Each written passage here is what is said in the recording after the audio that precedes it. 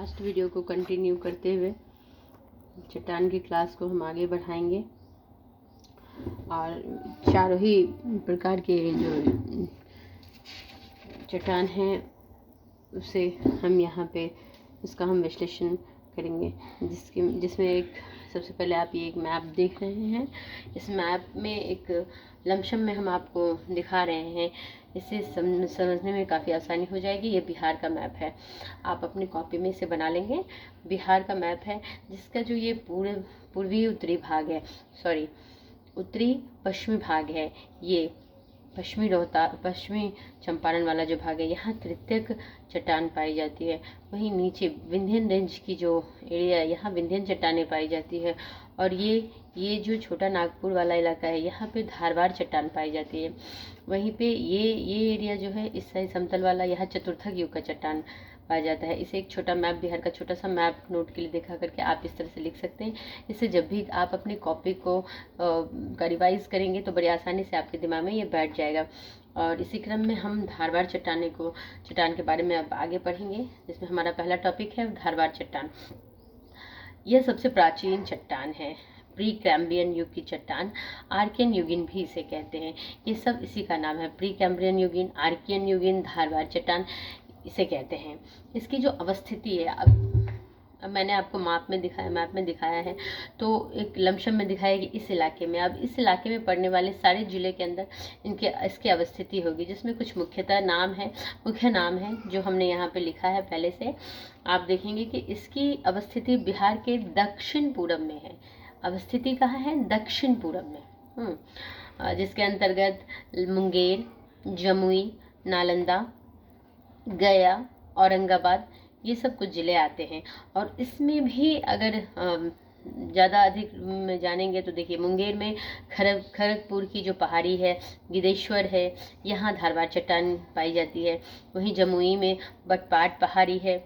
नालंदा में बिहार शरीफ, राजगीर और गिरियक की पहाड़ी है। बिहार शरीफ में भी जो पीर पहाड़ी है, यहाँ पे धारवाड़ क्रम की चट्टानें पाई जाती है। वहीं अगर गया की बात करेंगे तो गया में जेठियन, ब्रह्मयोनी, तपोवन आदि ये कुछ पहाड़े हैं जहाँ पे धारवाड़ क्रम की चट्टानें पाई जाती है। इसके अलावा नवादा, बांका, राजगीर, इन सब में भी धारवाड़ चट्टानें की उपस्थिति है। ये औरंगाबाद में जो ये नवीनगर है, जहाँ मृत ज्वालामुखी का साक्ष्य मिला है औरंगाबाद में, ये एक फैक्ट है, इसे भी आप नोट्स में लिख लेंगे। तो नवीनगर जो कि मृत ज्वालामुखी का यहाँ साक्ष्य मिला औरंगाबाद में। बराबर की पहाड़ियाँ कहाँ है? ये गया और जहानाबाद दोनों में आती है। बराबर की पहाड़ियाँ गया और जहानाबाद दोनों में आती है। ये कुछ फैक्ट्स है, इसे आप कॉपी में निश्चित रूप से नोट डाउन कर लेंगे। इसी क्रम में हम आगे बढ़ते हैं तो दूसरा हमारा आता है विंध्यन चट्टानें। यहाँ जो विंध्यन रेंज की चट्टानें हैं, अब इसके बारे में हम पढ़ेंगे।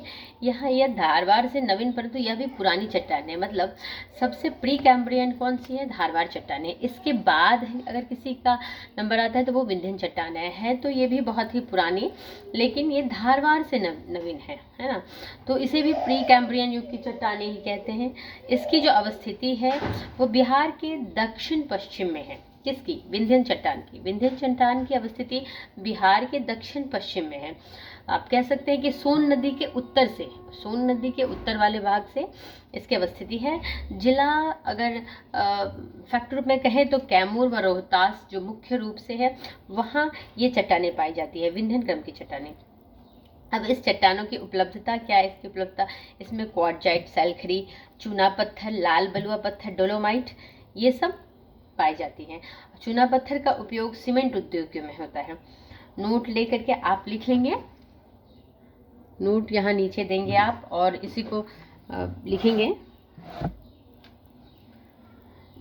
यह सभी चट्टानें पायराइट से समृद्ध है। कौन सी चट्टानें? ये जो चट्टानें हैं ना, क्वार्टजाइट, चूना पत्थर, लाल बलुआ पत्थर, डोलोमाइट, ये सभी पायराइट से समृद्ध है। इसका उपयोग गंधक उत्पादन में होता है। इसे अत्यधिक खनिज की उपलब्धता पाई जाती है। किसमें? इसमें विंध्यन क्रम की जो चट्टानी है, इसमें जो अधात्विक खनिज है उसकी उपलब्धता पाई जाती है। ठीक है, विंध्यन क्रम की चट्टान में। अब इसी को आगे बढ़ाएंगे और हम तीसरे पे आएंगे, तृतीयक युगीन चट्टान, जो कि यहाँ पश्चिमी चंपारण में मैंने आपको दिखाया था। और इसकी अवस्थिति के भी लिखेंगे हम, और लिखेंगे कि बिहार के उत्तर पश्चिमी भाग में इसकी अवस्थिति है। किसकी? तृतीयक युगीन चट्टान की। तृतीयक युगीन चट्टान की अवस्थिति कहाँ है? तो तृतीयक युगीन चट्टान की अवस्थिति है बिहार के उत्तर पश्चिम भाग में। जो जिला है वो है जिला पश्चिमी चंपारण। पश्चिमी चंपारण जिला में इसकी उपस्थिति है। मैंने विंध्यन चट्टान के बारे में कुछ जिला लिखा है कि जिसमें कि मुख्य रूप से कैमूर और रोहतास का नाम आया था। वहीं जो धारवाड़ क्रम की चट्टानें थी उसमें मुंगेर, जमुई, नालंदा, गया मुख्य रूप से इन जिलों की नाम आई थी। और जब तृतीयक युगीन चट्टान की बात करेंगे तो इसमें पश्चिमी चंपारण, पूर्वी चंपारण, गोपालगंज और शिवहर, ये कुछ जिले हैं जिनका नाम मुख्य रूप से आएगा।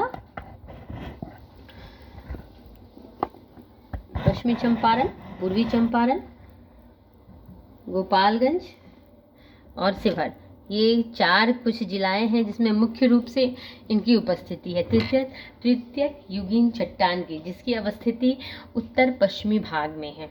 ठीक है, अब इसमें चट्टान की क्या उपलब्धता है?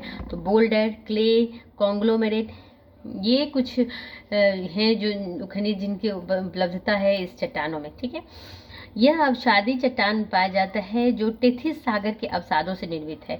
अब इन चट्टानों की जो निर्माण है वो टेथिस सागर से जो अवसाद मिले थे उनसे तृतीयक युगीन चट्टान का निर्माण हुआ है। ठीक है, ये इस चट्टान की विशेषता क्या है कि इसमें जीवाश्म है। पहले जो 2 चट्टानें मैंने बताया था उसमें जीवाश्म की उपलब्धता नहीं थी। पिछले की क्लास अगर आप देखे होंगे उसमें भी मैंने इस बात की चर्चा करी थी।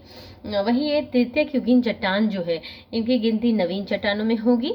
तो यहाँ क्या है कि जीवाश्म युक्त चट्टान है ये। यहाँ खनिज तेल एवं प्राकृतिक गैस की उपलब्धता पाई जाती है। ऑब्वियसली जहाँ जो चट्टान जीवाश्म युक्त होगा वहाँ पे क्या पाई जाएगी? गैस और खनिज तेल की उपलब्धता होगी। ठीक है, तो नोट दे करके इस चीज़ को आप लोग अपनी कॉपी में मेंशन करेंगे। ठीक है, अब आते हैं हम चतुर्थक युगीन चट्टान की, जो कि सबसे नवीन है। इसे क्वाटरनरी चट्टानें कहते हैं और सबसे नवीन चट्टानें, एक शब्द में अगर पूछा जाए जो सबसे नवीन चट्टान किसे कहा जाता है तो वो चतुर्थक युग की चट्टानें होती है। और इनका जो अवस्थिति है चतुर्थक युग की चट्टान की, इनकी अवस्थिति गंगा का मैदानी भाग है। गंगा का मैदानी भाग है चतुर्थक युग की चट्टान का। ठीक है, अब इसका निर्माण काल क्या है? तो चतुर्थक युग के प्लेस्टोमेन काल, मतलब ये एकदम नवीन चट्टान है। इसमें इसकी जो चट्टानें हैं वो कैसी है? तो परतदार चट्टानें हैं। ये कृषि प्रधान क्षेत्र है ये, क्योंकि ऑब्वियसली मैदानी भाग है, नवीन चट्टानें हैं यहाँ पे, तो ये कृषि प्रधान होगा। और यहाँ की मिट्टी कैसी है? तो यहाँ जलोढ़ मिट्टी पाई जाती है और कृषि के लिए यह क्षेत्र सबसे उपयोगी माना जाता है।